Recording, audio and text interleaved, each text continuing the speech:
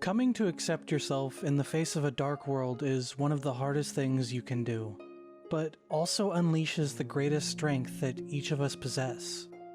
And the man who unironically gave me that drive to bring out the best in myself was none other than the man who said that line, Uncle Iroh. I spent most of my childhood left to my own devices, and had no real ambition or drive in life. Everything was simply a means to distract myself from the boredom that was life. And then I found Avatar: The Last Airbender. I remember rushing home from school to catch the newest episodes as they came out. I would grab a snack and plop myself down on the couch, ready to indulge. I even remember getting in trouble for watching certain episodes on repeat and not finishing that day's homework, but I didn't care. It was a blissful existence and something that brought me true joy, and I clearly remember Iroh being the focal point of that happiness. It started out with his seemingly laid-back nature, but quickly became much, much more.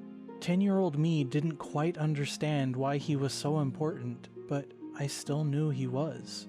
I instantly knew he was something more concrete than most of the other characters. There was a quiet air of sadness surrounding him, and it came most into focus as he tried to lead Zuko to be a better person and supporting him in almost all of his endeavors. And at the same time, he was leading all of us, the viewers, to that betterment too. It wasn't only Aang, Zuko, and the rest who were growing up and maturing through the series, but also us. And Iroh nurtured that growth. He quietly pruned and weeded until we became able to understand we were blossoming even as the characters were, and Iroh had no qualms trying to lead everyone and anyone to that peace. He sipped his tea and gave words of encouragement, advice, and even reprimand when deserving. He was peace in a dark world that had forgotten the light. And it's not like he himself had a carefree life that allowed him to be that way. In fact, his wise words hide the pain behind his own eyes. The pain of seeing his country slowly turned into a flaming cauldron of hatred, xenophobia, and misguided teachings. Of watching his own family destroyed by this continual cycle of war even as they destroyed the world. He knew he alone could not change this. He felt powerless, but there is power in having none. In searching not for power but understanding and empathy. The understanding of Zuko's pain of being abandoned and betrayed by those he most respected. No, those he revered and always searched for a way to make them proud. They were Zuko's true goal to measure up to reach them and stand by their side, and it broke him. Zuko is a broken shell whose entire world was pleasing his father. There was nothing left to fill that empty shell other than the hatred and anger his culture had attempted to teach him since birth. Nothing except the hand that Iroh extended him again and again. The promise of a path not for the benefit and adoration of others, but of self-discovery and defining his own future. When everyone else sees an angsty teen bent on destruction to accomplish his goals, Iroh sees a boy in desperate need of love. He knows it will take time to overcome that pain that eats at the shreds of Zuko's soul, but he is a patient man with nothing but time. A man willing to pass the time with pai sho and tea. He slowly opens Zuko up to empathy and kindness. And even if there are setbacks, Zuko always returns to the path, and Iroh never once condemns him for failing himself. He understands that failure is part of growing, and never loses faith that Zuko will choose good in the end. He becomes the father that Zuko never truly had. And the same can be said not only of those he is directly connected to, but of everyone he comes into contact with, from the smallest child to even those he is meant to be helping capture. And even to myself. He is indiscriminate in his kindness. She's crazy and she needs to go down. Well, mostly indiscriminate. While we see most other characters have moments of weakness and doubt, Iroh has already experienced all of that. He has already reached the lowest points in his life and is now able to help those who cannot, or simply don't know how to help themselves.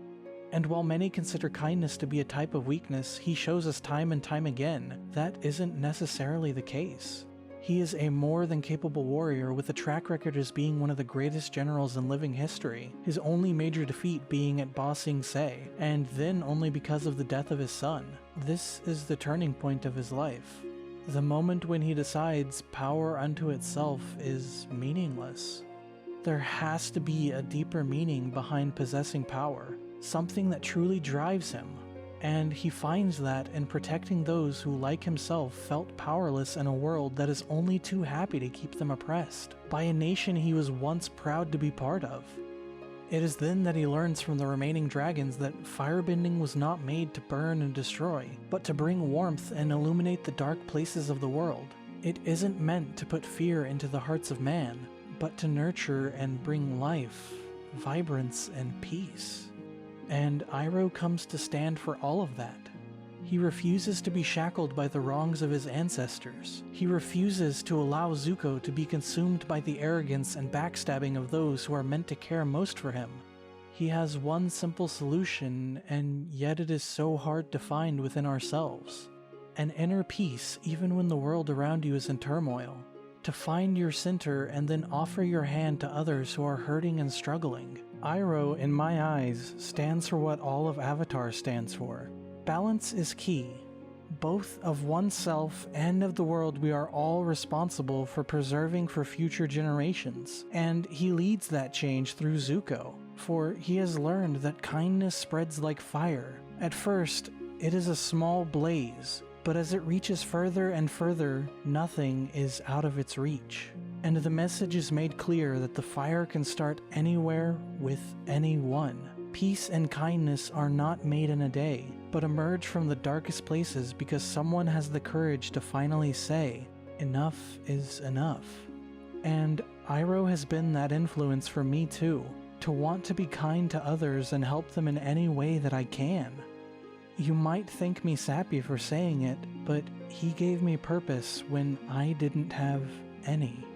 Thank you so much for watching the video. As always, it means a lot to me. Thank you so much for all the recent support and the new subscribers. Doing these videos is one of the highlights of my week.